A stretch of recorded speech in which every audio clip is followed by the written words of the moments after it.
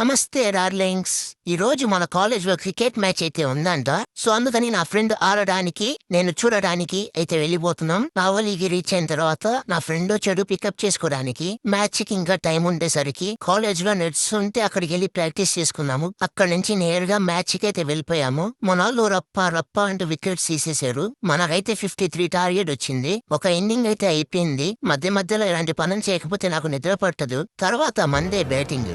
Last లో మనోడు winnowing shot సరిగ్గా కొట్టాడు చూడండి.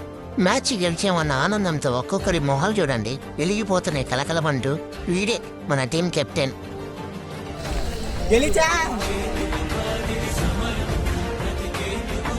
ప్లేయర్ ఆఫ్ ద మ్యాచ్ అని చెప్పి మనోడికి ఒక మెడల్ అయితే ఇచ్చాడు. చూడండి ఎలా షో చేస్తున్నాడో. ఏదో వాడికి వచ్చినట్టు వచ్చింది వీడికి కాదు పక్కనున్న వాడికి. తర్వాత పీజీకి వెళ్తే మనోడు ప్రేమగా నాకు అన్నం తినిపించాడు వాడి చేత్తో. తినేసి ఇంకా రిటర్న్ అయిపోయాం నెల్లూరుకి. మనం ఎక్కడున్నా మన తీట పనులు మాత్రం ఆదవు. వీడి ఓవర్ యాక్షన్ చూడండి. డోర్ కాడ నిలబడుకుని కుల్జా సిమ్సిమ్ అంట.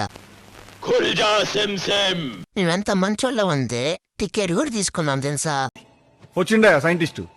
వీడికన్నా ముసలోళ్లే నయం. లేస్తే లిఫ్ట్ అంటున్నాడు ఈడేమో. అక్కడ పక్కన చూస్తే అందరూ మెట్లు ఎక్కుతా ఉన్నారు. లిఫ్ట్ లో నుంచి నవ్వుకుంటూ వేలంకి మావైతే బయటికి వచ్చాడు.